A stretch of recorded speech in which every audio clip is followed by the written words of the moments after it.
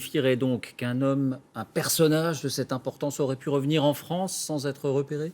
Oui, oui, et si on le constatait, ça serait, je dirais pas une faillite du renseignement européen, mais ça serait franchement un gros problème, Un revers. un revers, parce qu'effectivement, toutes les polices d'Europe sont mobilisées sur cette affaire. On sait très bien que cet homme est extrêmement dangereux. Il est repéré depuis des années.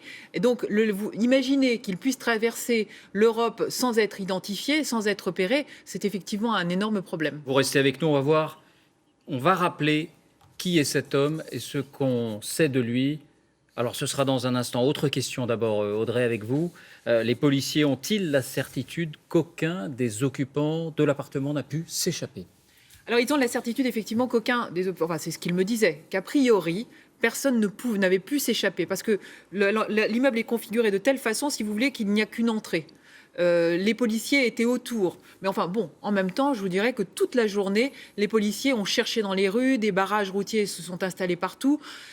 Alors, dans l'immeuble, non, mais peut-être aux alentours, oui, il y avait peut-être un membre du commando, peut-être même Abdelhamid Al-Baoud, dans un appartement un peu à côté ou en tout cas proche du lieu d'intervention. En tout cas, ce soir, des mesures de contrôle et de surveillance renforcées sont, semble-t-il, en place. Bonsoir, Jiane Benzina. Vous êtes sur l'autoroute A1 entre Paris et Lille, à Chamans. Que constatez-vous? David, je suis sur l'axe Paris-Belgique. C'est cet axe qu'a emprunté le survivant du commando du 13 novembre. Et vous le voyez certainement derrière moi, un barrage filtrant a été mis en place. Une quinzaine de gendarmes contrôlent les voitures. Et dans l'autre sens de circulation, ce sont des CRS. Alors, un dispositif comme celui-ci, eh bien, il y en a depuis ce matin sur cet axe mis en place avec donc des militaires, des policiers. Certains, on le voit, sont lourdement armés avec des mitraillettes. Et depuis tout à l'heure, eh bien, ils contrôlent les automobilistes. Certains coffres sont ouverts. Des conducteurs sont fouillés. On le voit, c'est une opération très minutieuse. Et pour autant, le trafic ne s'en trouve pas perturbé. Nous-mêmes, pour nous rendre jusqu'ici, avons eu un trafic relativement fluide parce qu'il faut dire qu'ici, les automobilistes se plient sans problème à ces contrôles. On voit que c'est pris très au sérieux et aucun d'entre eux n'aurait l'idée de les contester. Merci, Jiane. Et puis, autre information, après cet assaut, je vous le disais, le procureur de la République a également indiqué tout à l'heure que tout laissait penser que cette nouvelle équipe de terroristes pouvait passer à l'acte et commettre un nouvel attentat. Sophie Rodier, Frédéric Crotta. Sur ce brancard, le corps d'un des deux terroristes morts durant l'assaut. L'un d'entre eux a été abattu par les policiers, l'autre, une femme kamikaze, s'est fait exploser. Pour l'instant, leurs identités sont toujours inconnues. Au cours de l'opération, 8 personnes ont été arrêtées, des Français et des Marocains. 7 hommes et une femme. 3 d'entre eux ont été interceptés par le raid pendant l'assaut. 2 autres se trouvaient sous les gravats. L'un d'entre eux a été blessé et hospitalisé. Les enquêteurs en sont persuadés. Ce groupe aurait pu constituer une 4e équipe pour commettre des attentats à l'ouest et au nord de Paris. Une liste a été retrouvée avec des objectifs potentiels du commando. Dans cette liste, Roissy, l'un des plus gros aéroports d'Europe, et un important centre commercial de la Défense. Selon le procureur, le commando était prêt à passer à l'acte. Voilà, petit souci technique, mais c'est effectivement ce qu'il a indiqué tout à l'heure, Audrey. Est-ce que les enquêteurs ont une idée du degré de préparation de ces projets d'attentat? Écoutez, comme l'a dit Sophie Rodier dans son sujet, les enquêteurs ont retrouvé une liste dans une voiture.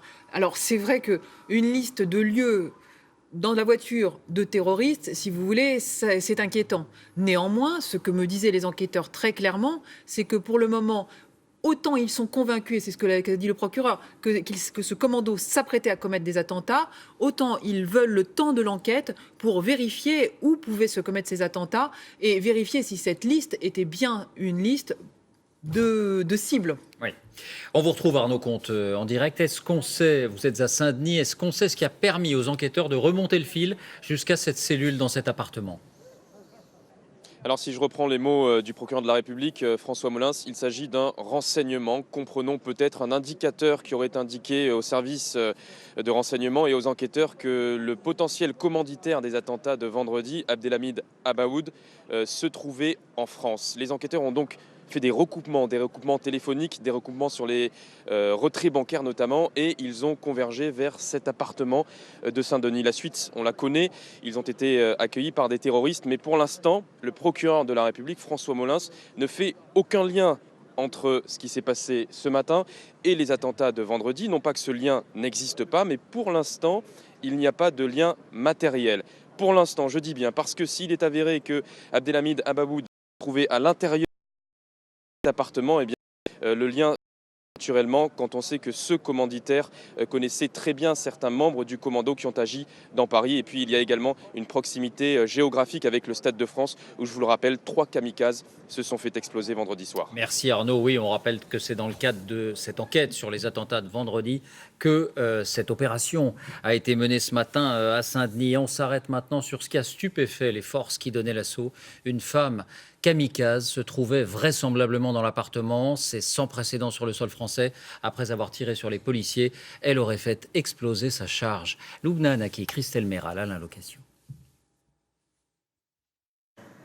Alors que les forces de l'ordre se mettent en place et que les lasers des tireurs d'élite cherchent leur cible, une explosion résonne au dernier étage.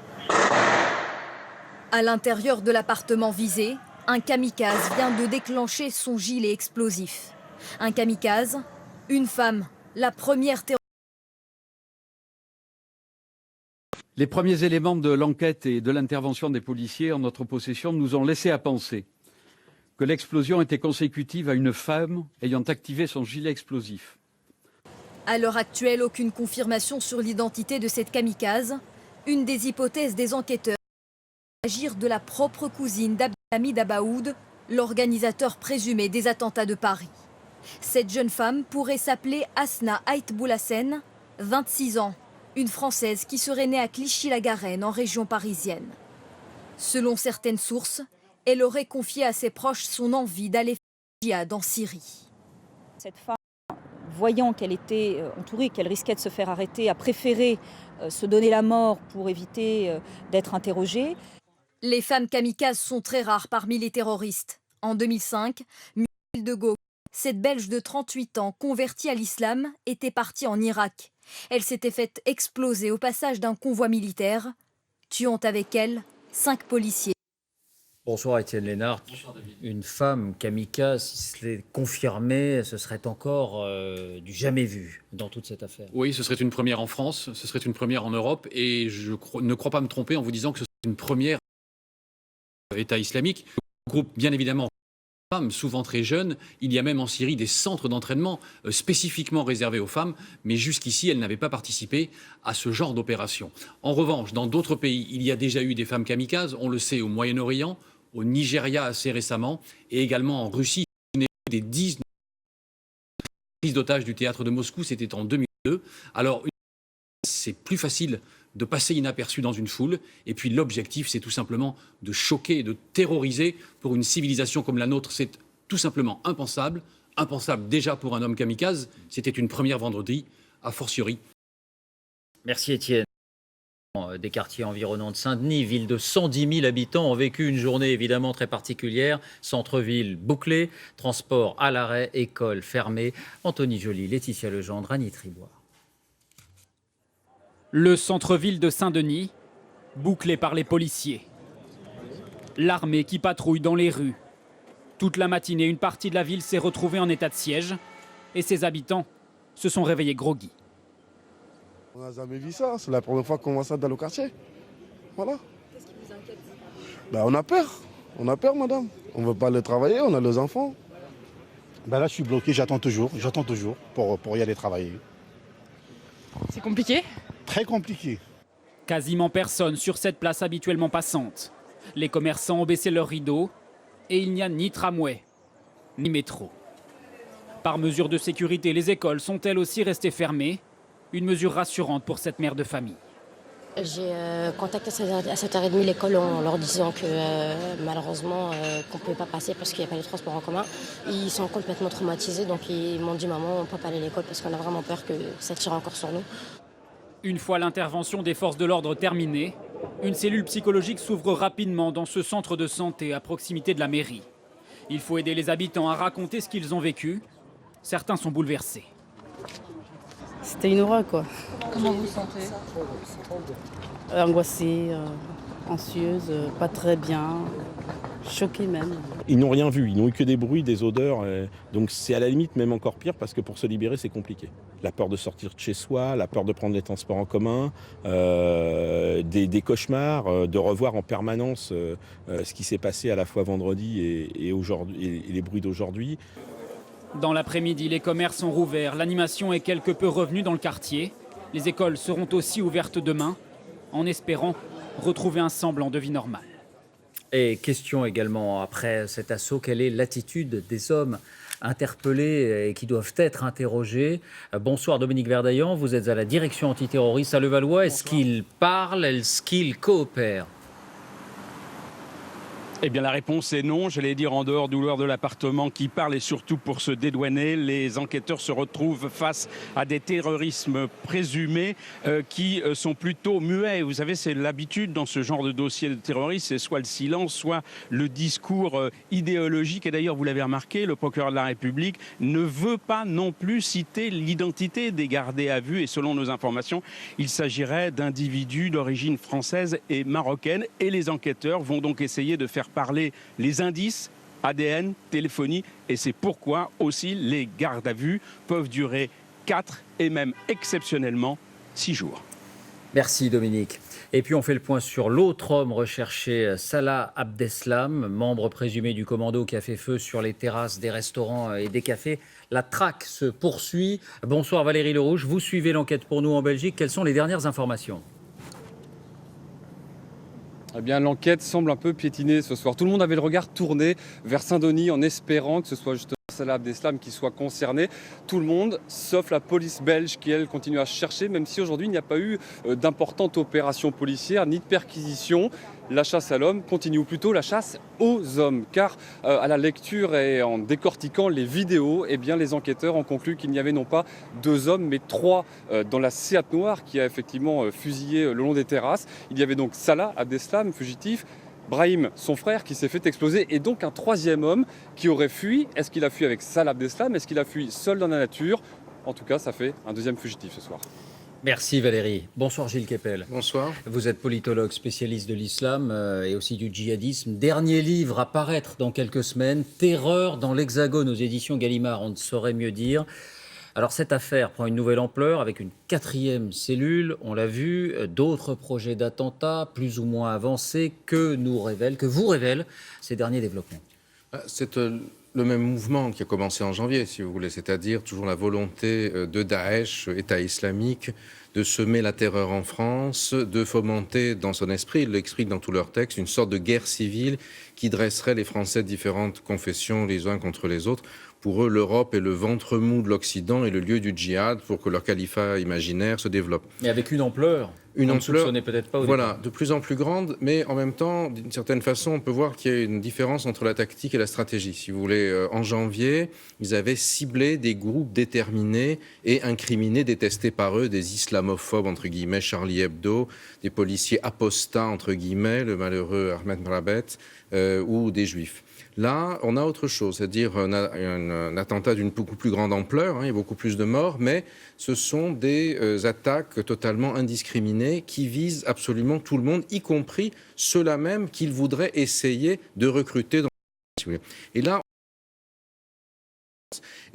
on le voit aussi quand on regarde les réseaux sociaux. Il y a beaucoup moins de réactions qui excusent. On ne voit personne. La minute de silence a été bien observée, semble-t-il. On n'a pas eu les incidents de la dernière fois. Et moi, ça me fait penser, je ne sais pas si vous vous rappelez, les années 90, quand il y avait eu le djihad algérien, la guerre civile qui avait basculé en France. On avait déjà les attentats, Khaled Kelkal, au métro Port-Royal, vous vous souvenez? Et qu'est-ce qui avait fait que ça n'avait pas marché? C'est que finalement, les pères de famille, les darons, comme on dit dans les quartiers algériens, qui avaient essentiellement passé leur vie à investir ici, de l'argent, ont vu avec horreur ces individus qui allaient menacer tout ce qu'ils avaient, leurs économies, ça. Et ce sont eux, en grande partie, en même temps que les actions de la police à l'époque, on l'a bien vu, qui ont complètement asphyxié ces individus, qui les ont empêchés d'être comme des poissons dans l'eau, si vous voulez. Et on le voit bien, là, avec un certain nombre de réactions des habitants. La même chose. À Saint-Denis, une ville que je connais bien, ça ne m'étonnerait pas. Gilles Kepel, tout de même, une femme kamikaze, selon toute vraisemblance.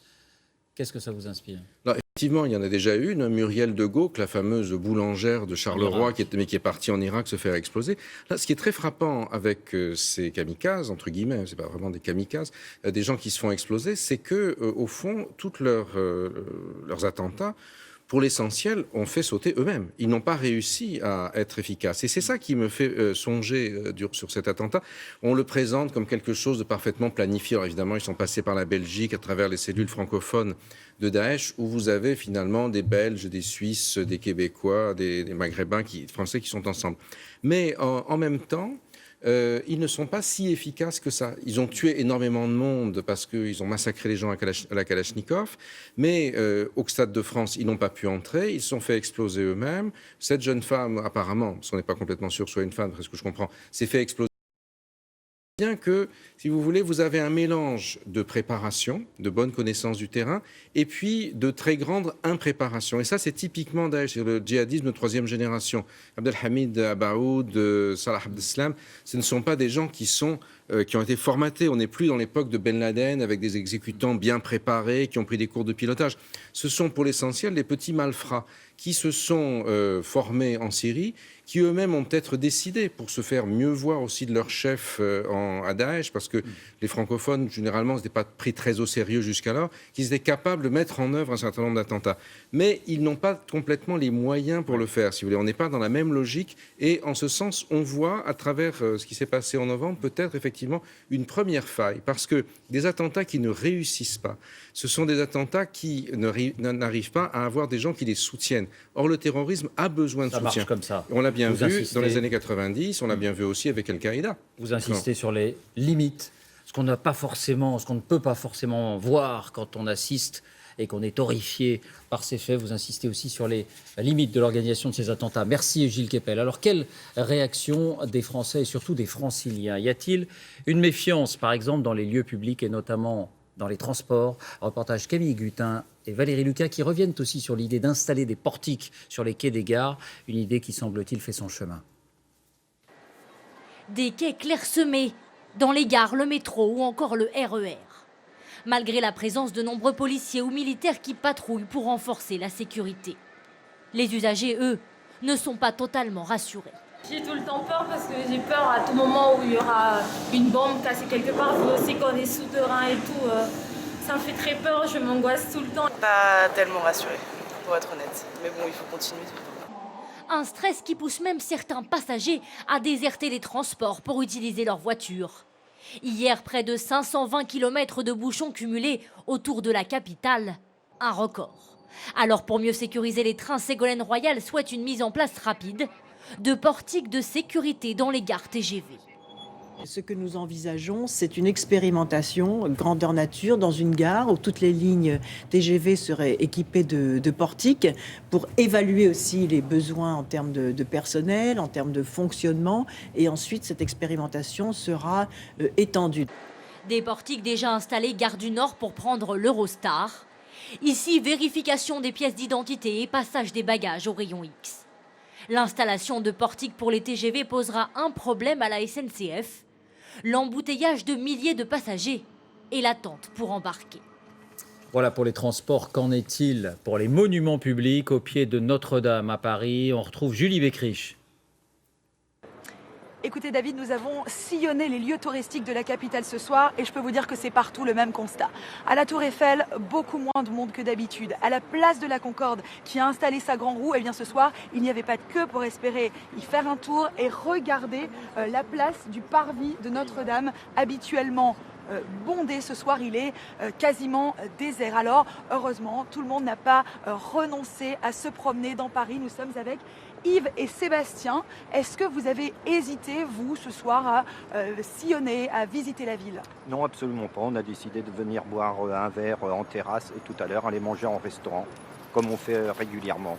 Et passer sur ces lieux touristiques, sur ces places habituellement qui accueillent du public, est-ce que ça inquiète aujourd'hui? Non, ça inquiète pas plus, car il faut vraiment qu'on prouve qu'aujourd'hui, la liberté gagnera avant tout. Merci monsieur. Enfin David, je peux vous dire que ce qu'on a observé dans tous ces lieux touristiques, c'est une sécurité renforcée, des militaires, armes à la main, qui sont là pour rassurer le public. Reportage réalisé avec Lou Cricorian. Merci à vous, Julie.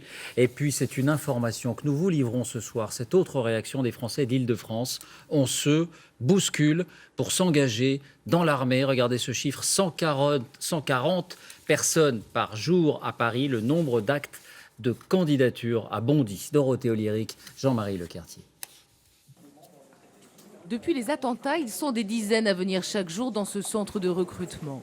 Geoffrey a 21 ans, il a été profondément choqué par les attaques terroristes. Ce matin, dans la salle d'attente, il suit de très près l'assaut qui se déroule en Seine-Saint-Denis. Une détonation.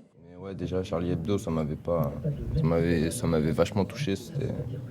Même là, les 128 morts, pour moi, c'était 128 amis, quoi. Enfin, pour moi, c'était des Français, ils ne méritaient pas de mourir. D'où votre envie de vous engager et rapidement. Ouais, rapidement, très vite. Et il n'y a pas que des garçons. Cette jeune fille souhaite aussi s'engager. Tout comme ce mineur qui aimerait servir dans un régiment de combattants. Les entretiens s'enchaînent, les demandes affluent. On était avant à une trentaine de contacts Internet par jour, on est aujourd'hui à 140. Et pour les visites spontanées au centre d'information, on était à 20 contacts par jour, on est à une quarantaine aujourd'hui. En moins d'un an, le nombre de jeunes qui veulent intégrer l'armée a été multiplié par 7. Les faits sont clairs dans les mails. Voilà, suite aux événements du vendredi 13, je souhaitais intégrer les forces de l'ordre militaire pour défendre mon pays et protéger la population française. Donc c'est typiquement le style de commentaire qu'on a depuis vendredi. Jeunes et moins jeunes, on est vraiment sur qu'est-ce que je peux faire pour vous aider, dites-moi où je peux aller, comment je peux aider. Donc on est vraiment plus sur le terme d'aider que sur des termes qui riment avec de la vengeance. Eux rêvent de s'engager depuis plusieurs semaines. Ils passent. Chacun donne le maximum pour être retenu. Michael a fait Sciences Po et HEC. Monsieur, est-ce que les récents événements qui sont déroulés vendredi dernier, est-ce que ça a été un facteur déclencheur au Oui. niveau de votre candidature? Oui, je pense qu'il est important qu'on puisse servir son pays et participer à sa défense nationale contre les menaces nouvelles auxquelles nous faisons face, avec Daesh qui est désormais un ennemi clair et net. Protection des populations. Au niveau national, sur 150 000 candidats, seuls 15 000 endosseront l'uniforme. Intervention d'urgence. L'armée de terre. Et dans le même temps, le porte-avions Charles de Gaulle a appareillé de Toulon. Il va rejoindre le Proche-Orient pour participer au bombardement contre le groupe État islamique. À Toulon, Olivier Théron, Raymond Chaplard.